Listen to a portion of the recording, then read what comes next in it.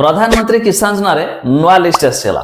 तेज list आपड़ केमी देखिपारे से निज मोबाइल साहाय्य स्टेप बाय स्टेप आपको भिडियो जनइबी शेष पर्यटन देखूँ और लिस्ट जो नाम थी से अक्टोबर मास 5 तारिख में आसवाक अच्छे 2000 टंका जहाँकि 18तम किस्तिर टंका आसतु मुझे डिटेल रे जनइबी पूर्व लाइक टे करूँ सब्सक्राइब करना सब्सक्राइब कर पाखर घंटी चिन्ह को दबाई दिंतु।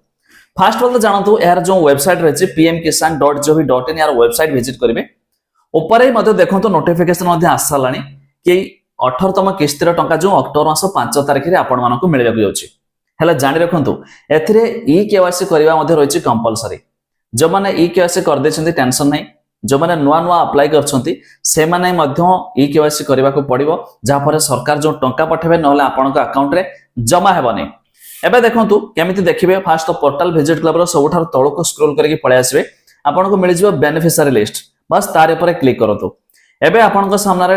ओडिसा स्टेट सिलेक्ट करमे आसीबो ओडिसा सिलेक्ट कर दवा तापर डिस्ट्रिक्ट सब डिस्ट्रिक्ट ब्लॉक ग्राम पंचायत सब देखि गेट रिपोर्ट रे क्लिक करिवे देखिबे आपनको सामने रे पळे आसीबो लिस्ट आ ए लिस्ट रे जे मानकर नाम थिबो से माने मध्ये टंका पाइबे। एठी गोटे कथा ध्यान रखंतु जो एबे पीएम किसान पोर्टल रे नुआ अप्लाई होउछि तबे लिस्ट रे ना जो माने पूर्वरु पुराना नाम अछि से तो पुराना नाम आछि प्लस जे माने न्यू अप्लाई करछन्ती बा नुआ नुआ समानकर अप्रूव होइछि समानकर मध्ये लिस्ट रे भी नाम जोडी के अछि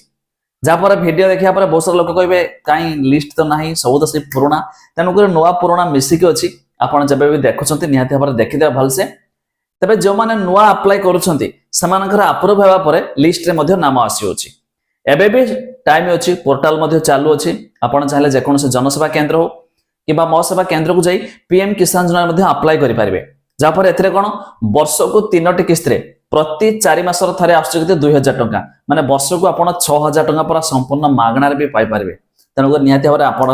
अप्लाई कर दियंतु। तबे जे माने EKYC न करछन्ती आपण मान जाई मध्ये EKYC कर दियंतु ता छडा आपण को बैंक रे सब KYC वगैरह ठीक ठाक अछि कि नहीं चेक कर दियंतु काहे कि 5 तारिख मध्ये आपण को 2000 टंका आसीबाक अछि।